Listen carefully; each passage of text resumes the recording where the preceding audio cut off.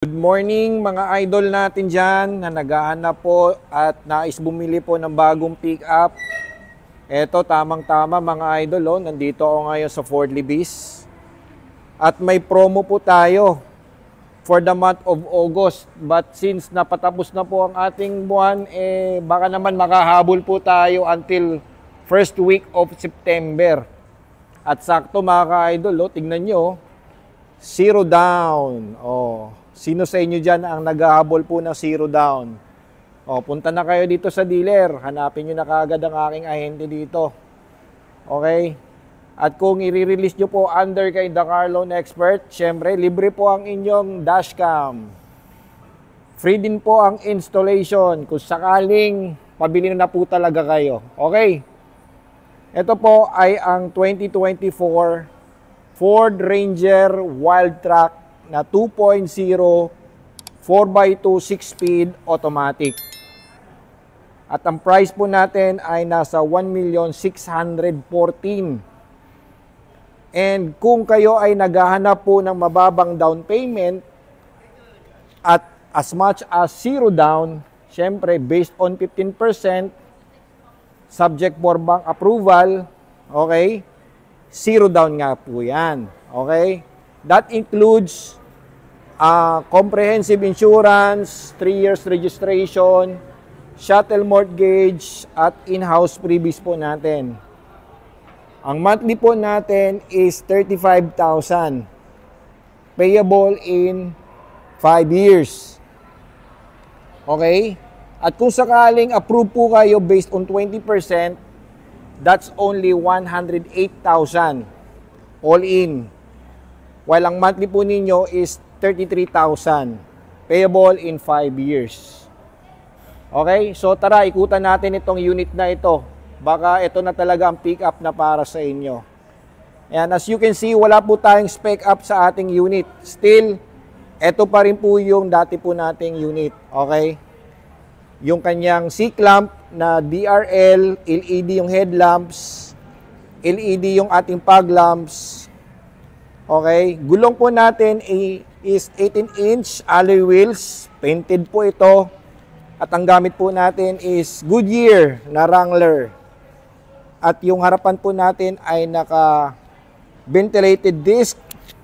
Then sa likod din po, ventilated disc brakes with ABS and EVD. Standard po sa kanya yung running board, yung kanyang roof rail, at ito mga ka-idol. So, alam nyo naman, si Ranger po ang nagpauso ng ganyan design. Okay? And interior, wrap ito ng leather with iconic kulay orange na stitching. That's only for Wildtrak. Okay? 3-spoke steering wheel with controls. Ayan. And we have a generous 12-inch touchscreen infotainment exclusive only for Wildtrak. Okay? 12-inch Wildtrak. Ganun na rin po sa ating Raptor. Ayan. Tapos, meron tayong stitching dito as Wildtrak. Anyway, ang kanyang fuel tank capacity is 80 liters. Diesel. And if you want to ask kung ano ang fuel consumption ng ating unit, for me, average po nito on city driving is nasa around 7 to 9. And then sa highway po, nasa around 9 up to 12 km per liter. Depende po yan sa driving habit po ninyo, load condition at road condition. Okay? So ayan mga Lodi, tignan nyo ng maigi. Napaagwapo po ng ating pickup, oh. Oh, di ba? See? Ayan, oh. Sa mga customers po na gustong mag-test drive, pwede po kayong magpabook dito sa aking ahente. Dito po sa Ford Libis. Hanapin nyo lang po si Joey. Okay? Yung aking ahente, si Joey.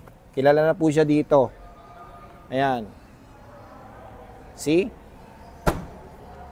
O ano sa tingin nyo mga Lodi? Ito na ba ang pick-up na para sa inyo? Check nyo na ang inyong budget. Okay? Yung ating tailgate, mated po ito ng LED na ilaw, tapos meron tayong susi. And of course, magaan po siyang ibaba. And then standard po sa kanya yung kanyang bed liner. Ayan. And then meron tayong mga sockets dito. Ayan. Ayan. Okay? See? So napakagwapo, ano? Ayan. So maybe some of you guys ay alam na po ang specs ng unit na ito.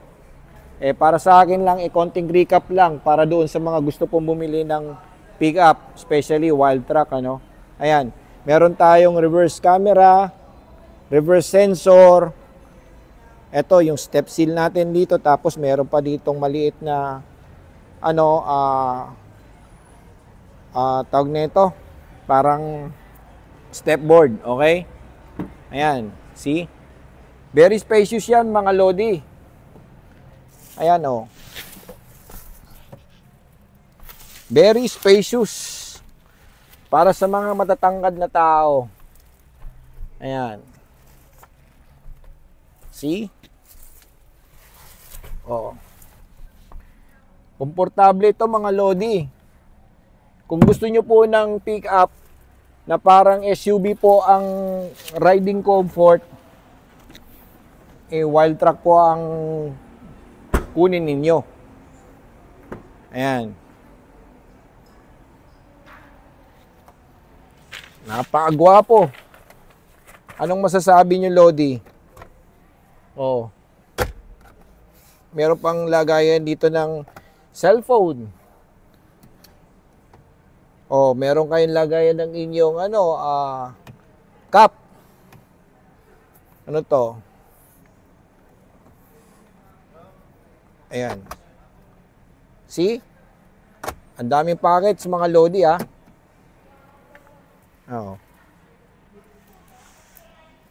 Oh, napakagwapo talaga ng ating pick-up mga Lodi. Okay. Ngayon, kung sakaling ito na ang pick-up para sa inyo, ang tanong, magkano ba ang ideal income kung sakaling kukunin mo ito through financing?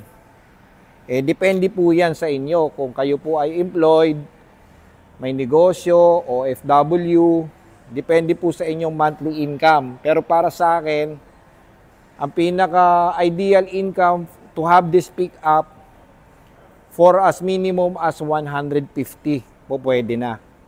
Okay? As long na stable po ang inyong income.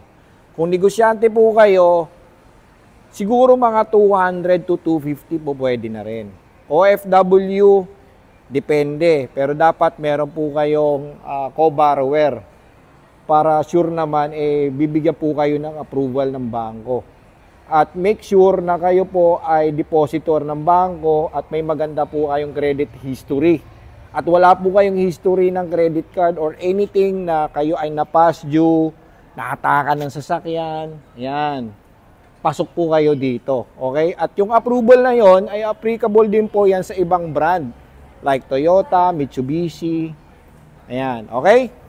So guys, kung sigurado na po kayo sa pickup na ito, pwede po kayong mag-comment sa video ito.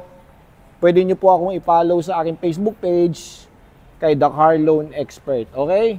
Tara, i-manifest na natin to mga Lodi.